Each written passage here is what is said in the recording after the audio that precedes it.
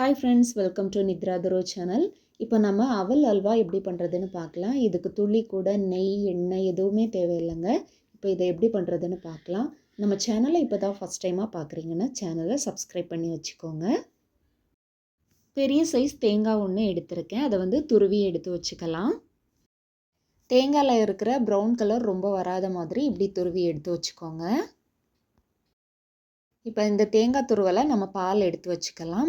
பாலும் ரெண்டாவது பாலும் எடுத்து வச்சுக்கோங்க. இப்போ நான் பால் எடுத்தாச்சு. ரெண்டாவது பால் எடுக்கிறதுக்கு தேங்காவோட கொஞ்சமாக தண்ணி சேர்த்துட்டு ரெண்டாவது பாலும் பிழிஞ்சு எடுத்துக்கலாம்.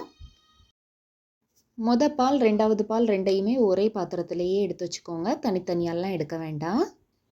தேங்காயில் பால் எடுக்கிறதுக்கு 1.25 கப் தண்ணி சேர்த்துக்கோங்க. ரெண்டாவது பால் எடுக்கும்போதும் 1.25 கப் தண்ணி சேர்த்து பால் எடுத்துக்கோங்க.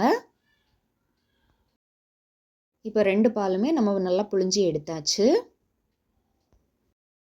இப்போ மிக்சி ஜாரில் 1 கப் அவல் எடுத்துக்கிறேன். நான் எடுத்துருக்கிற அவல் சிகப்பு அவல். நீங்கள் ஒயிட் கலர் அவல் கூட எடுத்துக்கலாம். ஒயிட் கலர் அவல் எடுத்திங்கன்னா அல்வா கொஞ்சம் நல்ல கலராக வரும். இந்த அவல் எடுத்தால் கொஞ்சம் டார்க் கலராக வரும் அல்வா. அவலை மிக்சி ஜாரில் நல்லா பொடி பண்ணி எடுத்துகிட்டு வந்துடலாம். இப்போது நம்ம அவல் எடுத்த அதே கப்பில் ஒரு பாத்திரத்தில் 3 கப் அளவுக்கு தேங்காய் பால் எடுத்துக்கணும். தேங்காய் பால் எடுக்கும்போது நான் சொன்ன அளவில் 1.25 கப் அளவுக்கு நீங்கள் தண்ணி சேர்த்து தேங்காய் பால் எடுத்திங்கன்னா 3 கப் அளவுக்கு தேங்காய் பால் கிடைக்கும். இப்போ அந்த தேங்காய் பாலோடவே நம்ம பவுடர் பண்ணி வச்சுருந்த அவலை சேர்த்துக்கலாம். இப்போ அவலை இந்த தேங்காய் பாலோட நல்லா மிக்ஸ் பண்ணி விட்டுக்கணும். இந்த தேங்காய் பால் இப்போ அப்படியே கொஞ்சம் நேரத்துக்கு இருக்கட்டும். இந்த தேங்காய் பால்லையே அவல் நல்லா ஊறி வந்துடும். ஸ்டவ் ஆன் பண்ணிவிட்டு அதில் ஒரு பாத்திரம் வச்சுக்கலாம். அதில் சர்க்கரை துருவி சேர்த்துருக்கேன். நம்ம அவல் எடுத்த அதே கப்பில் 1.5 கப் அளவுக்கு சர்க்கரை சேர்த்துக்கணும். இதோடவே 1/2 கப் தண்ணி சேர்த்துருக்கேன். சேர்த்துட்டு இந்த சர்க்கரை எல்லாமே நல்லா கரைஞ்சி வரணும். இதுக்கு பாகுபதம்லாம் எதுவுமே தேவையில்லை. சர்க்கரை நல்லா கரைஞ்சி வரணும். அதில் இருக்கிற மண் எதுவுமே வராத மாதிரி நம்ம இதை அரைச்சி எடுத்துக்கலாம். இப்போ சர்க்கரை நல்லாவே கரைஞ்சி வந்துடுச்சு. நம்ம இப்போ ஸ்டவ் ஆஃப் பண்ணிக்கலாம். இப்போது இன்னொரு பாத்திரத்தில் நம்ம அரிப்பு வச்சு இந்த சர்க்கரையை அரைச்சி எடுத்துக்கணும். இதை நம்ம அரைச்சி எடுக்கிறதும் சூடாகவே அரைச்சி எடுத்துடலாம். இதோட நம்ம தேங்காய் பாலில் ஊற வச்ச அவலை இப்போ இதோட சேர்த்துக்கலாம். சேர்த்ததும் இதை நல்லா கலந்து விட்டுட்டே இருக்கணும். கொஞ்ச நேரத்தில் நல்லா கெட்டியாயிரும்.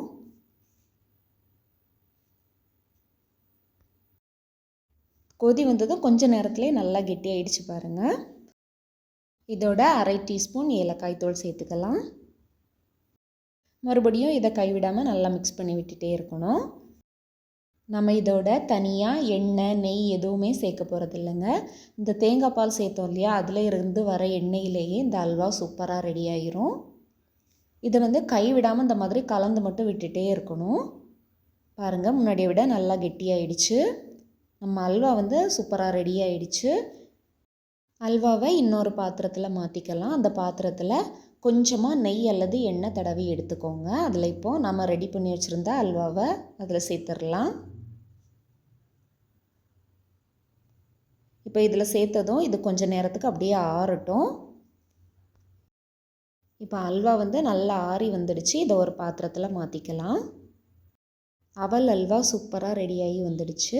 நீங்களும் இது போல் அவல் அல்வா செய்து பார்த்துட்டு எப்படி வந்ததுன்னு சொல்லுங்கள். இந்த வீடியோ உங்களுக்கு பிடிச்சிருந்தால் லைக் பண்ணுங்கள். இது போல் நிறைய ரெசிபிஸ் தெரிஞ்சுக்க சேனலை சப்ஸ்கிரைப் பண்ணி சப்போர்ட் பண்ணுங்கள். தேங்க்ஸ் ஃபார் வாட்சிங்.